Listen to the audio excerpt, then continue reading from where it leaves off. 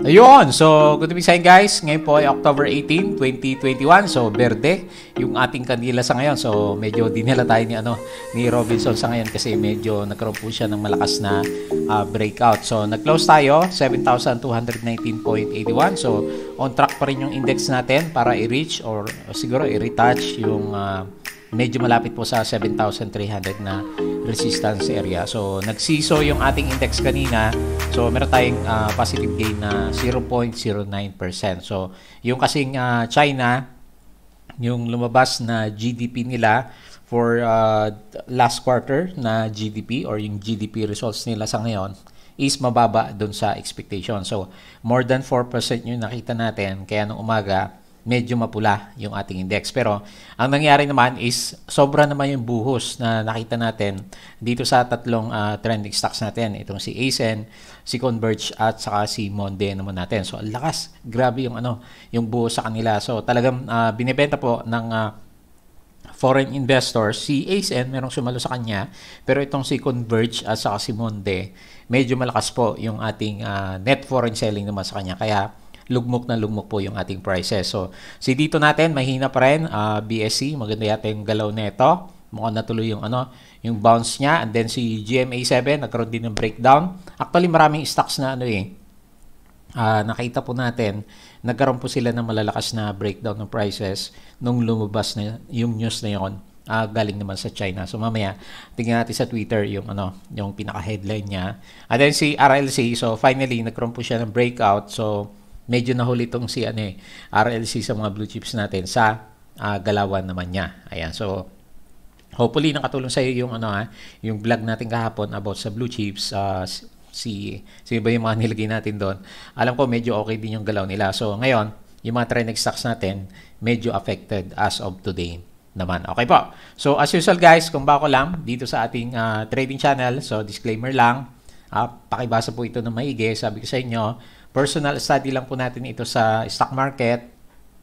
Kaya for educational purposes. And then wag na wag mong gagamitin yung ating mga information dito as a reason para mag-buy, mag-sell, or hold po ng mga stock. So sabi ko sa inyo guys, kanya-kanya po tayo ng due diligence para malaman natin kung okay pa ba yung stocks na binibili natin. Kasi ultimately tayo kasi yung pipili ng stocks na gusto natin. Siyempre, dapat yun nga, meron kang risk management sa kanya and then tanggap mo kung ano man yung pwedeng mangyari naman sa kanya. So, ganyan talaga sa stock market, meron pong risk na involved naman sa kanya. Okay?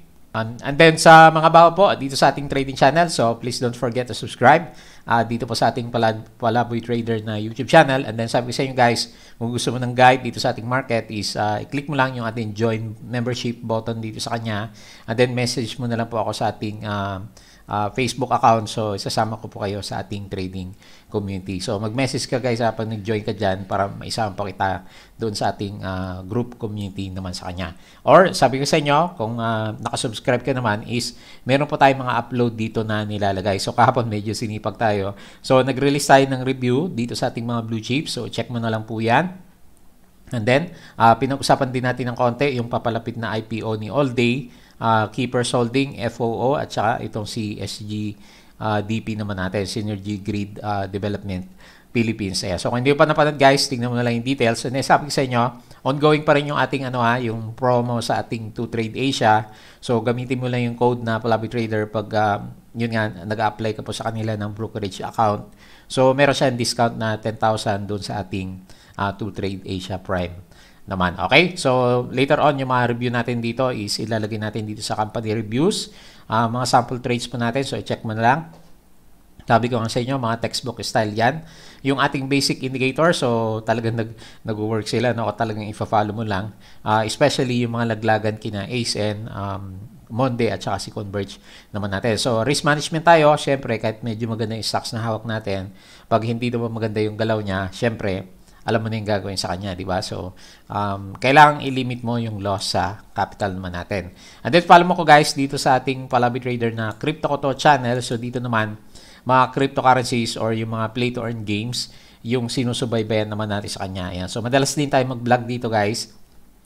Ito kasi yung bagong trend sa Pilipinas. So anyway, yung ating cryptocurrencies, maganda yung galaw nila. Mamaya silipin natin kasi may futures, Bitcoin futures na ilalabas by this week yata yon.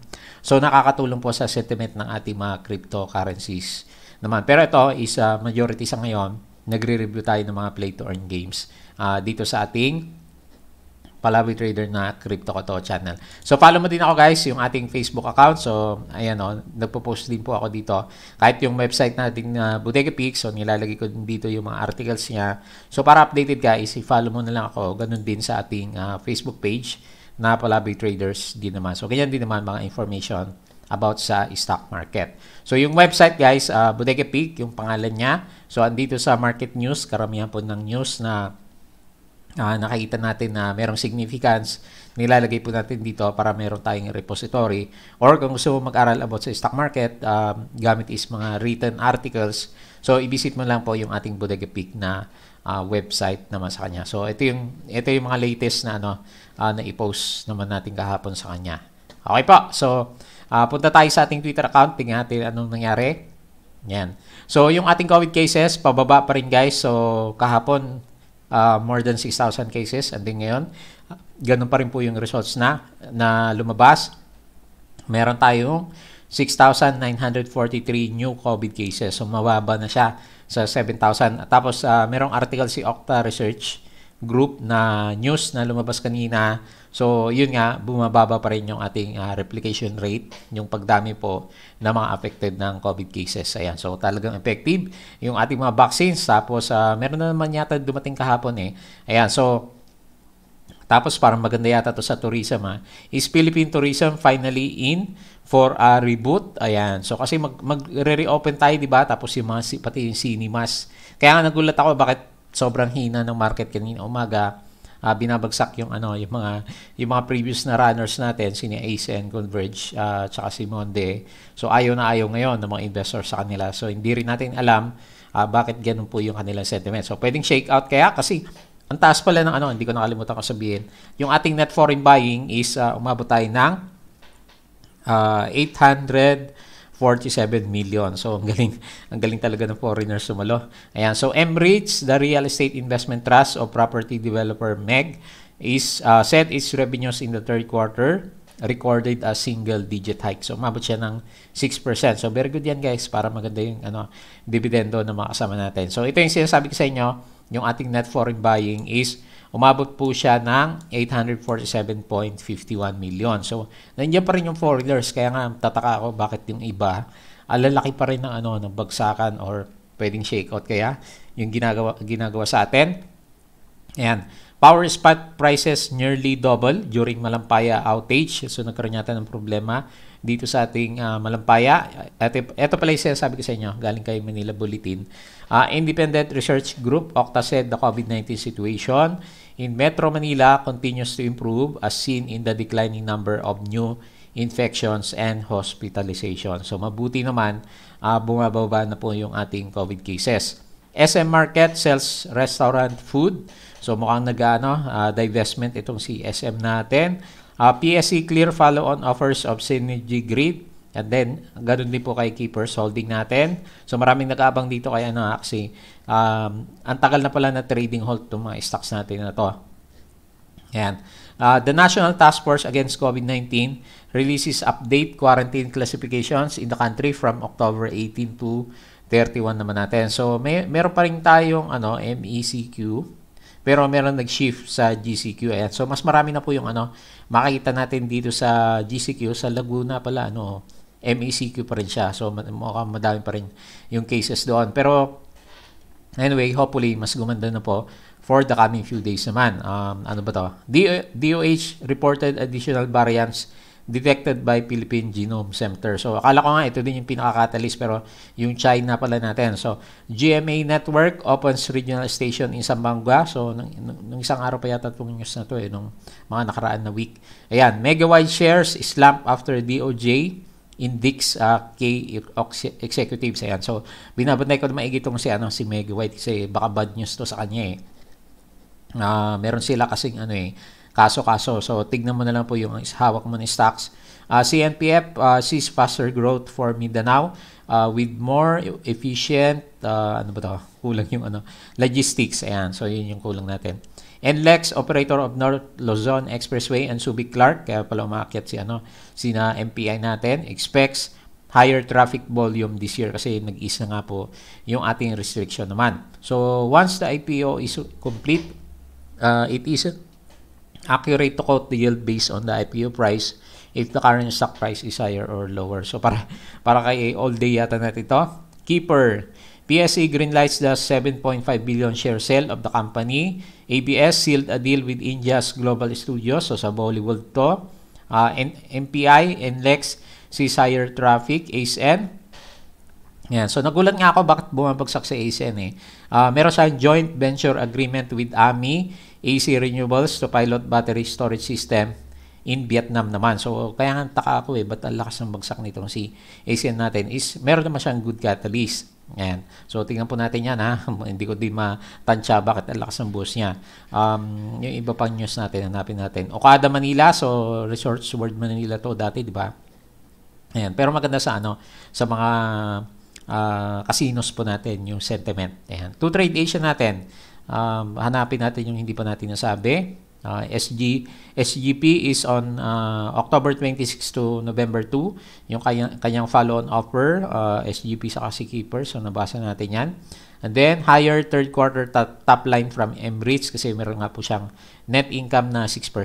Ayan, sa third quarter. So medyo maganda po yung business nitong si Emirates natin. Ayan. So ito yung mga articles natin guys, so nung isang araw, so sunod-sunod yung upload naman natin dito sa ating Twitter. Okay? So, yun po yung overall picture ng mga stocks po natin. So, sana kung nakasama yung stocks na hawak mo, tignan mo na lang or i-double check mo na lang po yung ating results sa mga analysis dun sa mga nilabas po nila na informations naman. Okay? So, sa mga bago guys, so sabi ko sa inyo, yung ating Patreon is close muna sa ngayon, pero yung sa YouTube, yun na lang muna yung bukas sa kanya. So, ito naman, press deal lang naman siya. So, same group, yung pinaglalagyan ko. Yun nga lang dito kasi, meron tayong nilalagay kasi na dito mga posts na wala dati sa YouTube.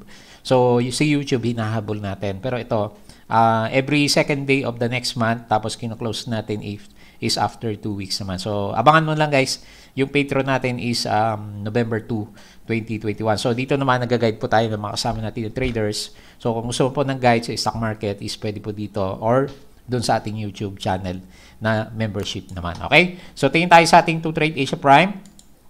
So guys, sa mga bago po nanonood sa atin, ito yung sinasabi ko sa inyo na merong promo sa ngayon, yung ating Palabi Trader. Pag nag-apply ka sa 2Trade Asia, so dun sa application mo, dun sa pinakadulo, yung ating comment section sa kanya, pwede mong i-comment Palabi Trader para po meron kang discount sa kanya. So yung iba kasi, sabi nga natin, meron siyang feature na wala dun sa ibang mga brokers natin. So yun naman yung nagustuhan ko dito kay 2Trade Asia Prime naman natin. Ayan. So anyway, tingnan po natin yung galawan. So maganda yung net foreign buying. So bullish pa rin ako guys kahit medyo malakas yung bagsak ng mga alaga natin. Sina Converge, ASN. So grabe yung mga bagsakan, di ba? Especially itong si Converge kasi talagang ang lakas po ng buo sa kanya. So kung titingnan mo parang penny stock yung galawan. So tinatapon po itong si Converge natin. Ayan. So siguro maglalabasan naman kung ano yung pinaka-reason niya for the coming few days kung bakit medyo malakas po yung bagsakan ni ASN. So actually nadadala yung ibang stocks natin sa sentiment.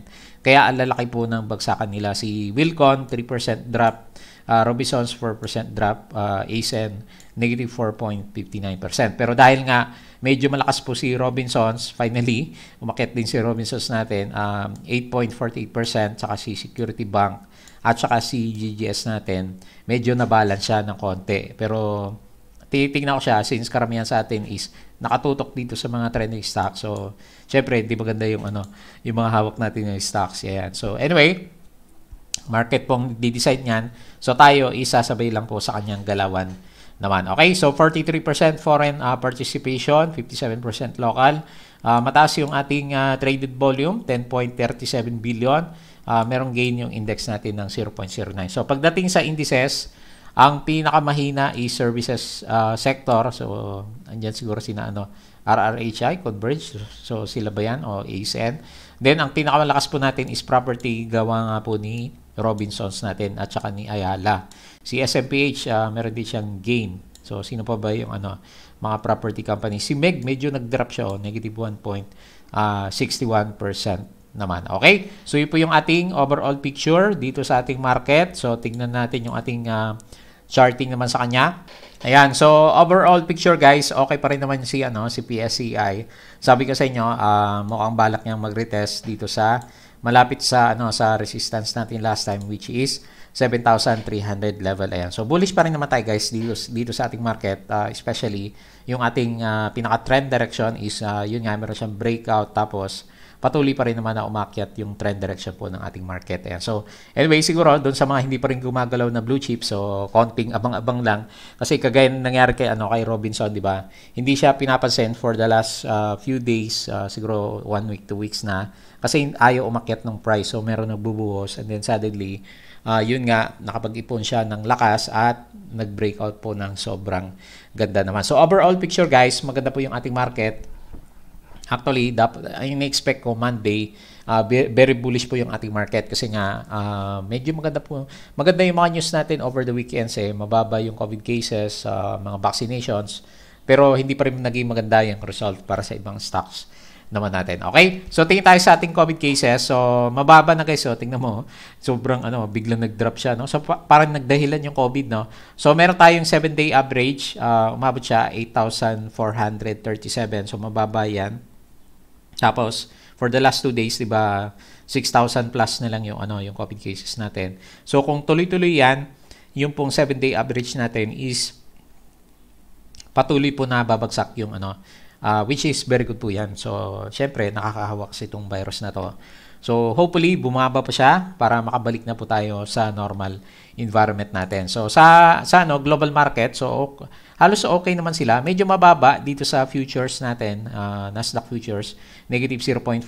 Pero, halos normal naman. Kasi, last Friday naman, ito, kaya takad din ako Tingnan mo, ang ganda ng US market. So, nag-close sila, 2.24%, 2.67%. 2.47%. So, kahit mag-pullback siya ngayon, normal lang yon kasi umakyat din naman siya kahapon. So, mga profit taking lang yung pwede mangyari sa kanya. So, Europe, sumasabay, so mapula. And then, dito guys, sa buong Asia, pag nakita mo siya, okay maganda siya. So, medyo parang singled out ulit tayo. Hindi maganda po yung galaw ng ating market. So, wala tayong nakitang masyadong global issue. Cryptocurrency, ayan. So, laki 61K na guys. So, lumipad na pala itong si Bitcoin natin. So, nakabalik na siya dun sa taas ulit. So, galing. So, congrats dun sa mga investors. Kasi paakyat po itong si Bitcoin, si Ethereum ko mukhang bumabagsak. Meron din akong Solana, sabi ko sa inyo. So, ayan, medyo bagsak siya, no? Medyo mahina ngayon. So, mukhang pullback sila kasi maganda naman yung run-up nila for the past few days. Ayan. So, anyway, mukhang pullback day ngayon para sa ating cryptocurrency na si Bitcoin naman natin. Okay po. So, yun po yung ating mga nakita na news globally. So, tingin tayo ulit dito sa ating charting. Balik tayo, refresh natin to. So, unahin po natin si ASN. So, saan ba papunta itong si ASN? So, tataka din ako bakit patuloy na bumabagsak guys itong si ASN natin. Wala akong ibang maisip kundi profit taking lang siya kasi meron pa rin siyang good news So, di ba?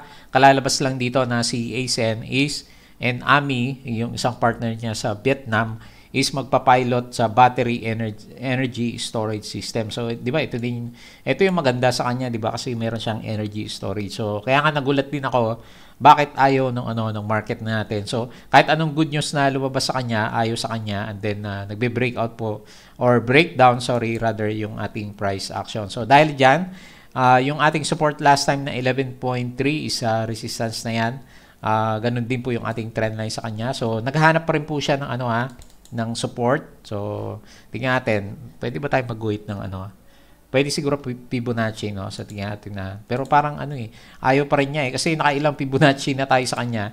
Ayaw pa rin umakyat yung mga prices. So, based dito sa existing na nilalagay natin na Fibonacci, medyo malalim ng konti. Yung next support po natin is, kung babagsak pa rin siya, nandito po sa 10.5.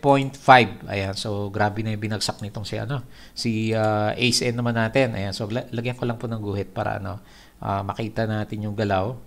Ayan, so gawin ko na lang violet. Yung kulay natin, wala eh. Hindi ko makita yung pinakakulay. Siguro ito yan. Ayan. So, kaparehas niya. So, 10.5 po yung pinaka-support and the resistance is 11.32. Parang hindi pa tapos po yung buhos nitong si ACE naman natin. So, anyway, tingnan na lang natin for the coming few days kung hanggang dyan lang yung galaw niya. Kasi, very unusual naman na mag-drop siya. Parang emotional yung mga traders natin. No? So, wala din naman ako nakitang negative news. Okay lang sana kung meron siyang negative news para madaling tandaan yung reason kung bakit siya gumagalaw ng ganyan. Pero wala. So, most likely, profit taking lang po. And then, sinabay yung sentiment doon sa ating GDP ng China naman natin. So, hindi ko pala nabasa sa retweet. Pero, alam ko, meron ako nabasa na info sa ganon. So, tingnan po natin yung galaw niya, ACE. So, meron siyang loss, malaki, negative 4.59%. So, red candle pa rin tayo. Meron siyang net foreign buying na 15.7 million naman. So, FMS call yung main buyer. So, main seller is yung mga main buyer na natin last time. So, nagpa-profit taking na nga po sila. So, eto, si JP Morgan, lagi natin nakita na support yan dati. Pati si Credit Suisse natin is seller na rin po dito kay ASN naman natin. So, anyway, wala tayong magawa dyan. Hopefully, hindi na siya masyadong bumagsak. Titestingin natin bukas 10.5.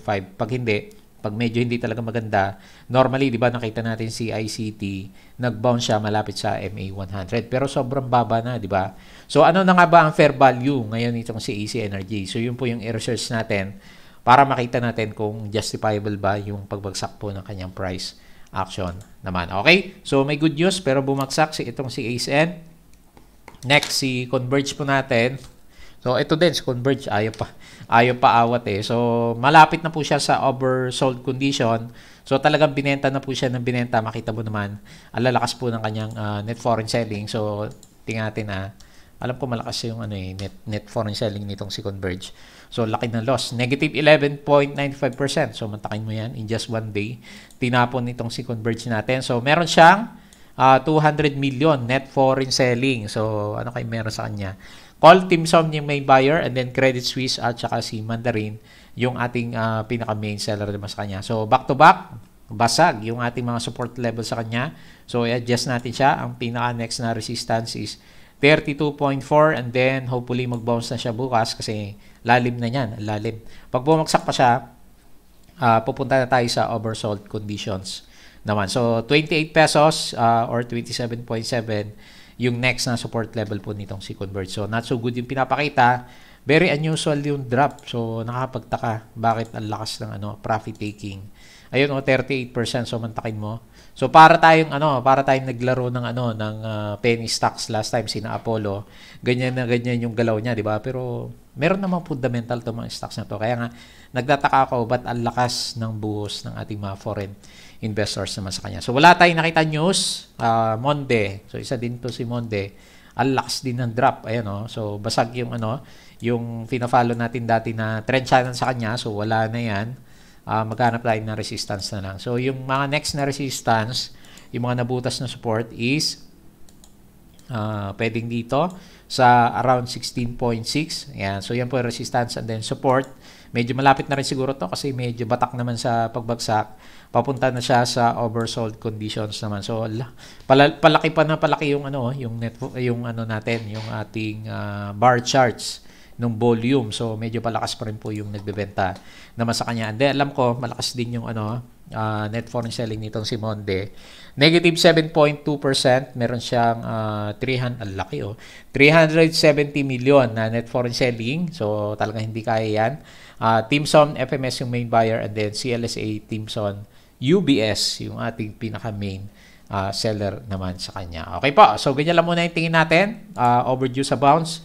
Tatlong stocks natin, Monday, Converge, ASN, tingin ko personally lang naman po. So, overdue na sila sa bounce. Okay? Next po natin si dito. Ayan. So, laglag. Laglag din si dito. So, halos ang dami, yung mga trending stocks natin. Talagang, pabagsak yung, mga prices. So, meron siya loss, negative 2.16%. Meron naman siya net foreign buying. Malit nga lang is around 4.6 million. Call BDO yung main buyer and then call FMS yung ating pinaka-main seller naman sa kanya. So, dahil basag yan guys, no choice tayo. Pabagsak pa rin yung RSI. At saka yung MACD natin, ilalagay natin yung support dito sa, siguro dito na, baka mag-double bottom siya. Malapit sa 6.7. Ayan. So, yan na lang titignan ko sa kanya. And then, hindi pa siya magandang i-buy. Kung ako yung tatanungin mo, parang hindi siya maganda kasi nasa, ano pa rin siya, nasa downtrending direction po itong si dito naman natin, which is not so good. Syempre, hindi ka na makikita sa PSE pag babagsak po yung ating price actions naman sa kanya. Okay? So, yun lang po yung nakita natin sa kanya. Next, si BSC. So, ito, medyo maganda yung galaw niya. Nag-rebound ulit itong si BSC. So, di ba nag-venture siya into renewable energy din itong si BSC natin. So, hopefully. Pero parang wala naman ako nabasang catalyst niya ngayon. Meron ba? So, tingnan ko lang So, yung kodigo natin, si BSC. Ayan, so meron pala ito si BSC. So, meron siyang, ano ba nangyari dito? Special Stockholders Meeting.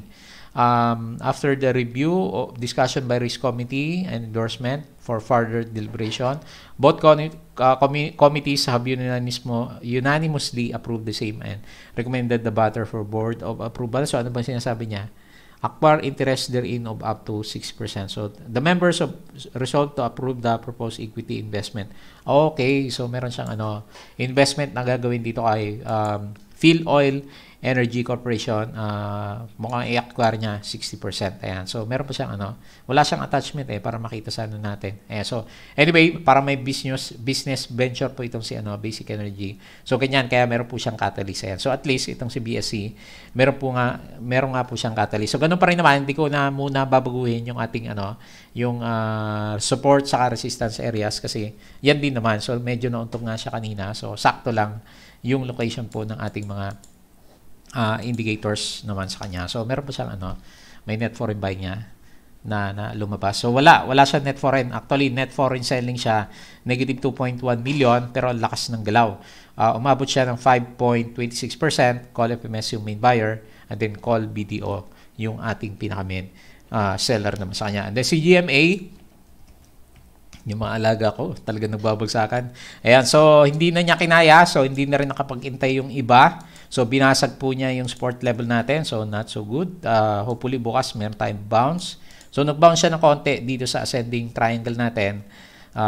Tingnan natin kailan ba yung labas ng earnings? So, gusto natin makita yung labas ng mga earnings kasi sila yung catalyst para mag-recover po yung price action ng mga stocks po natin. Ayan. So, hopefully bukas, tingnan muna natin. Too early to say na although breakdown, syempre breakdown na yan kasi bumagsak siya sa Conso pero meron pa naman siya next na support.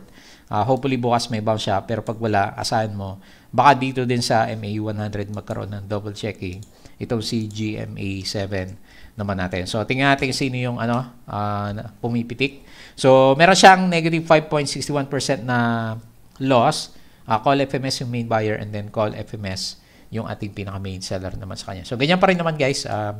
Medyo nag-profit taking. So, hindi na niya maantay siguro ng iba na umakyat. Kaya nagbentahan muna yung ating mga traders naman sa kanya. And then lastly, itong si Robinson. So, finally, hindi ko rin siya napapansin last time kasi medyo nagkokonso nga po siya ng matagal. And then finally, naka-breakout na po siya dito sa ating MA100. So, good po yan. And then, next na itatarget natin kung medyo malakas pa rin siya bukas. Tamang-tama. Pag mag-recover yung index is mga 18.3 pesos naman sa kanya. So, tingnan natin yung sino bang jockey natin dito. So, meron po siyang gain, taas, 8.48%. Ang net foreign niya, lit lang, 24.1 million. G-Link, Mandarin yung main buyer, and then Mandarin at saka si Credit Suisse, yung ating pinaka-main seller naman sa kanya. So, good to kasi breakout po. Obvious na may breakout sa kanya, descending triangle po itong si Robinsons naman natin. Okay? So, yun lang muna yung mga reviews natin. Basta, tingnan mo na lang guys, wag sana mabutas yung 17 at saka 18.3 levels naman natin. So, overall picture guys, wala tayong makitang negative news. Actually, maganda dapat yung in-expect natin sa market, which is, ganun nga yung nangyari sa kanya. 0.09%. Green po siya. Pero, karamihan ng mga trending stocks natin, sabi ko nga, medyo nagkakaroon po na malalakas na shake off or power, yun nga, profit taking naman sa kanila. Okay, so hopefully bukas may rebound naman sila, especially yung mga binabantay natin na na mga trending stocks po natin. So yun lang muna guys. As usual, please don't forget to subscribe dito po sa ating Palabay Trader na YouTube channel. Follow mo ako sa aking Palaboy Trader Crypto ko to. So yung mga mahilig sa games, yung ating Facebook account. So follow mo guys, Facebook page, Twitter, website na Bodega Peak. So visit mo din po. And then lastly, yung ating Patreon. Sabi ko sa inyo guys, kung gusto mo ng guide dito sa ating market is meron po tayo dito. Marami tayong kasama dito sa ating trading community. So pwede mo pong itry yung ating Patreon naman kung medyo hirap ka pa rin sa trading as of this time naman. Okay po. So ito, November 2. Pero yung ating YouTube is open po siya anytime naman. Okay po. So yun lang. Maraming salamat at kita po ulit tayo bukas.